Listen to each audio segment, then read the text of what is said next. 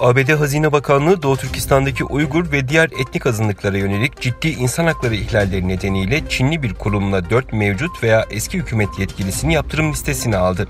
Magnitsky yasası çerçevesinde alınan yaptırım kararı, Çin'in Doğu Türkistan valisi Chen Quanqiu, Komünist Partisi Doğu Türkistan Parti Sekreter Yardımcısı Zhu Haoyulin, Doğu Türkistan Kamu Güvenlik Bürosu'yla kurumun mevcut direktörü Wang Mangshan ve eski direktörü Hu Liujin'i kapsıyor. Kurum ve kişilere getirilen yaptırımların Uygurlar ve diğer Türkiye azınlıklar dahil Doğu Türkistan'daki halklara yönelik ciddi insan hakları ihlalleri nedeniyle uygulamaya konulduğu belirtildi. Bakanlık, insan hakları ihlallerinin kitlesel keyfi gözaltıların yanı sıra ciddi fiziksel istismar da içerdiğini aktardı. Yaptırımlarla ilgili konuşan ABD Hazine Bakanı, ABD Doğu Türkistan'da ve dünyanın geri kalanında insan hakları ihlalleri yapanları sorumlu tutmak için finansal güçlerinin tamamını kullanmaya kararlıdır açıklamasında bulundu. Öte yandan ABD Dışişleri Bakanı Mike Pompeo, Çin'in Uygur Türklerine ve diğer Müslüman azınlıklara uyguladığı baskı ve şiddetten sorumlu bazı üst düzey Çinli yetkililere ABD'ye giriş yasağı getirdiklerini duyurdu.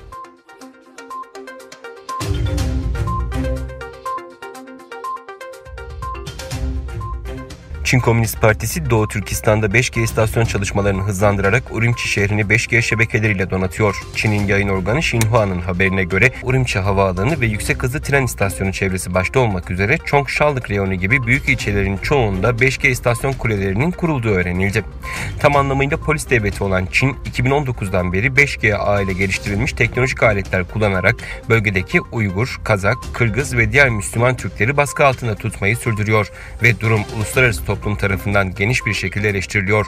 Çin hükümeti geçtiğimiz ay proje için 2 milyar yen tahsis ettiğini ve bu yıl bölgede yaklaşık 5000 5G istasyon kulesi inşa edeceğini duyurmuştu. Xinhua'ya göre şu anda Urumçi'nin kilit bölgelerinde bulunan 2379 adet istasyon kulesinin 1861'i bu yıl inşa edildi. Bu kulelerin Çin mobil operatörü tarafından yapıldığı belirtildi. Bilgilere göre Doğu Türkistan'daki 5G ağ projesi için Çin mobil operatörü, Birleşik Haberleşme Operatörü dahil 3 Çinli telekom şirketinin ortak sözleşme imzaladığı aktarıldı.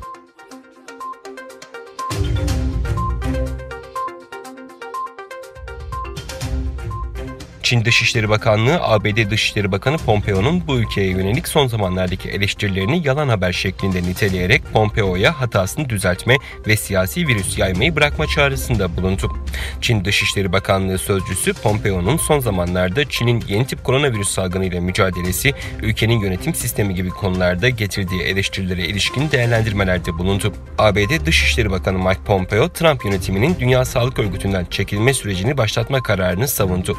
Pompeo, Dünya Sağlık Örgütü hala Çin Komünist Partisi'nin salgındaki ilk vakanın tespiti için bize yardım etmesini sağlayamıyor dedi. Mike Pompeo, Perşembe sabahı telekonferans yöntemiyle yapılan bilgilendirme toplantısında basın mensuplarının sorularını yanıtladı. Dışişleri Bakanı, Dünya Sağlık Örgütü'nün ülkeleri küresel bir pandemi konusunda uyarmak gibi temel bir görevi yerine getiremediğini ve korona salgını konusunda hala başarısız olmayı sürdürdüğünü söyledi.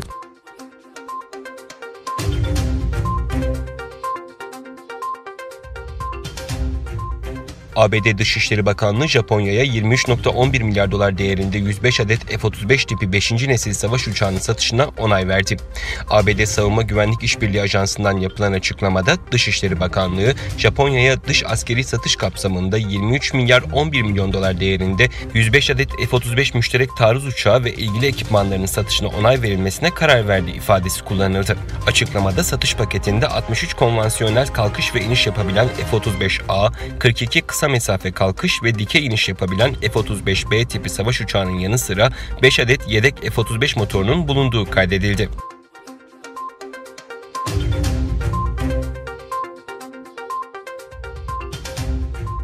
Ortalıktan kaybolan Güney Kore'nin başkenti Seul'ün belediye başkanı Park Won-sun ölü bulundu. Güney Kore haber ajansı Yonhap'ın son dakika haberine göre Seul Emniyeti Park Won-sun'un başkent Seul'ün kuzeyinde ölü bulunduğunu açıkladı. Park Won-sun'un evinde yapılan aramada üzerinde "Üzgünüm, herkese teşekkür ediyorum" notu bulundu. Aynı zamanda aktivist kimliğiyle tanınan eski belediye başkanı Won-sun kısa süre önce bir kadın tarafından cinsel istismarla suçlanmıştı. Bu suçlamanın belediye başkanının intihar etmesinde etkili olup olmadıysa bilinmiyor.